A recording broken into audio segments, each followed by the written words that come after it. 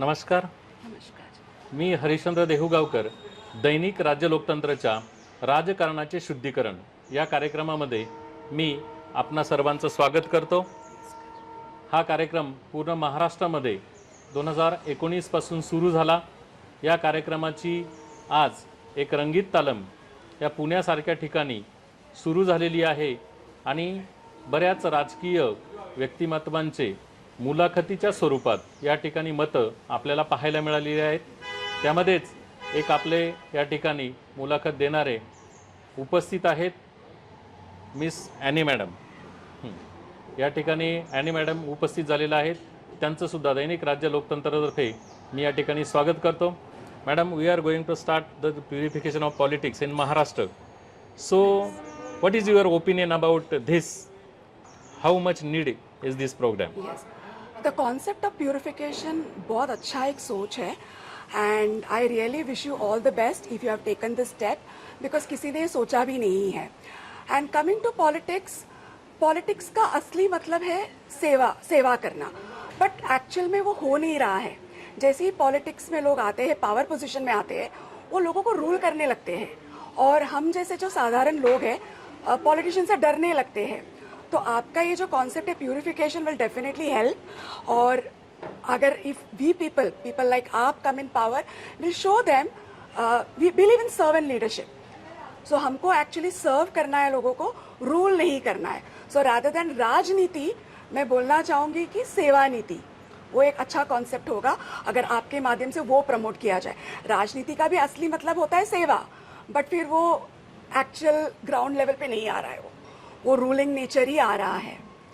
तो क्या इस फ्लो में आप आने चाहते हैं आने वाले इलेक्शन में? यस, आने वाले इलेक्शन में डेफिनेटली पार्टी ने अगर मुझे बोला कॉन्टेस्ट करने के लिए, मैं डेफिनेटली कॉन्टेस्ट करूंगी. और अगर मैं चुन के आती हूँ so I will definitely change and may be आपका जो विचार है purification, I will be in the same sync that I will also help you out to show that we can actually purify the political part of it. Yeah. In your part, I think this is Pragabha Kramank 8. Yes. Yeah. What is your opinion about this area? ये प्रभाग actually एक Cosmo प्रभाग है, cosmopolitan है. We have all the people from different parts of India settled out here. और यहाँ का जो मेजर इश्यू है इज द वेस्ट. सेकंड आता है ट्रैफिक, फिर आता है hawkers. So if I will come in to power और if I am given a chance, the first thing which I will work on in the waste management, then definitely the traffics and the good roads. And Aam Aadmi Party has a model in Delhi and Punjab where we give lot of importance to education, hospital and the women safety. So education मुझे लगता है कि हमारा birth right है, whether you are poor or rich, लड़का हो या लड़की हो, सबको वो education मिलना चाहिए, that too free. Okay, same with the hospital part. See, if we go to hospital today, कितना भी rich हो, maybe उनकी पूरी पूंजी खाली हो जाएगी. Okay, a person like me, I don't have insurance because I have certain ailments. Insurance नहीं है, so going to hospital मुझे डर लगता है. But if government provide that kind of a facility, और हमने तो दिल्ली में already prove किया है, पंजाब में भी हमारी सरकार है, so we will definitely work on the hospital and the education part first. This is the basic need should be given to the citizens out here. In your area, what is the basic problem in your area? Which is the highlight problem? Waste management. Waste management. Yes. So, what is your opinion? How you can solve it?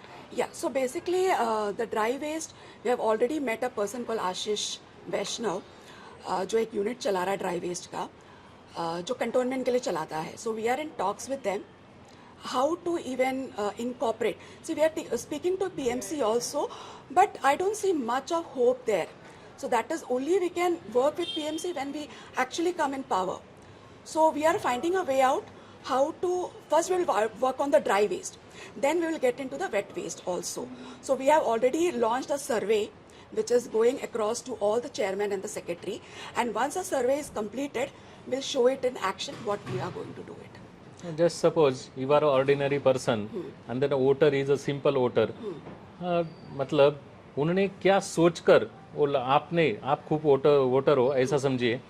आप खड़े रहने वाले वो बात अलग है, लेकिन क्यों आप एक्स उम्मीदवार को, क्योंकि एक्स पॉलिटिशियन को आप क्यों वोट करें, क्या सोचकर आपको वोट करना चाहिए ये प्रभाग से?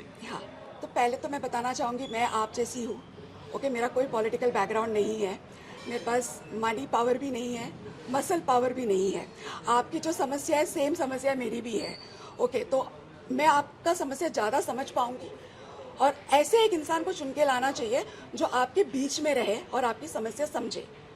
That is what I request the people when they vote. ये सब, और 10 साल से जो भी प्रॉब्लम, मैं यहाँ पे 15-20 साल से पुणे में हूँ और मुझे कोई प्रॉब्लम का सोल्यूशन दिख नहीं रहा है। तो हम जिसको भी वोट दे के हम उसको लेके आ रहे हैं, they are not finding a solution to it. So I think it's a time for change.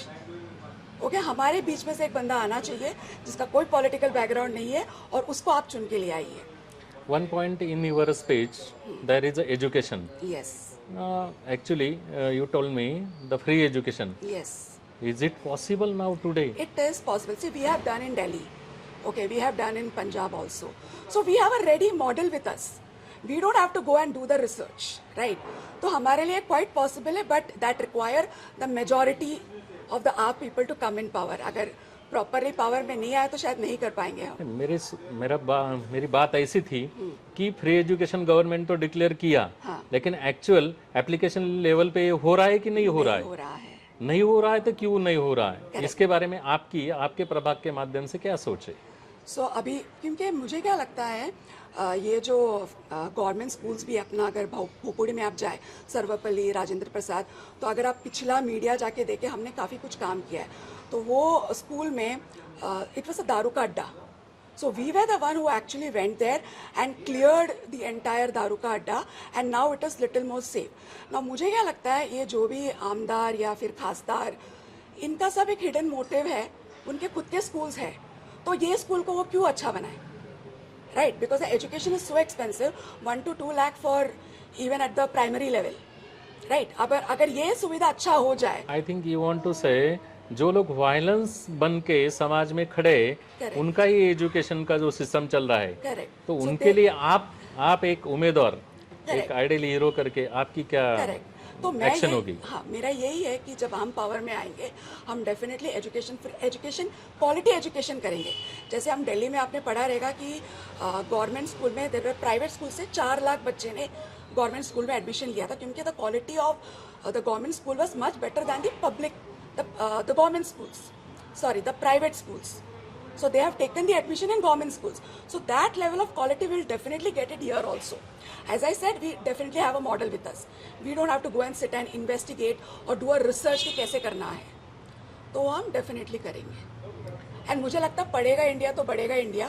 So if we educate the person now, 10 years में उनका mindset change होगा, उनके विचार change होंगे और automatically उनका lifestyle change होगा।